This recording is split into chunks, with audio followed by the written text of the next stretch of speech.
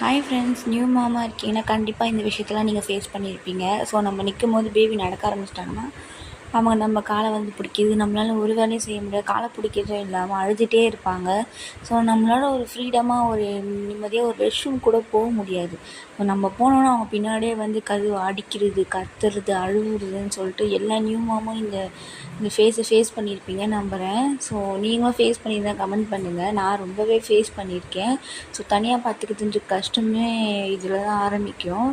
பார்த்தீங்கன்னா தெரியும் அவர் என்ன பண்ணிகிட்ருக்காரு. நான் வச்சுருக்கிறத கேமராவை கீழே தள்ளணுமா, அதுக்காக ஒரே சவுண்டு போட்டு என்னென்ன சேட்டை, ஒரு நிமிஷத்தில் அவ்வளோ சேட்டை பண்ணுவான். சாப்பாடு கூட வடிக்க விட மாட்டான். நம்ம அதை எப்படி வடிக்கிறது சொல்லுங்கள்? அதை வடிக்கும் போது தான் நம்ம காலை பிடிச்சிட்டு அழுவோம். அந்த மாதிரி இருக்கும். ஒரு நிமிஷத்தில் வீட்டையே ரெண்டாக்கிட்டு போயிடுவான். அவனுக்கு பிடிச்ச சாங் வச்சா மட்டும்தான் பார்ப்பான். டிவியில் எந்த நேரமும் அவனுக்கு பிடிச்ச சாங் மட்டும்தான் ப்ளே ஆகிட்ருக்கும். அந்த மாதிரி தான் ஓடிக்கிட்டு இருக்கு. எதெல்லாம் இழுக்க முடியுமோ, எதெல்லாம் அடிக்க முடியுமோ அந்த டோரெல்லாம் அடிக்கிறது, அந்த வேலையெல்லாம் பண்ணிகிட்ருக்கு. நியூ மாமா இருந்தால் நீங்கள் ஃபேஸ் பண்ணிக்கலாம். கமெண்ட்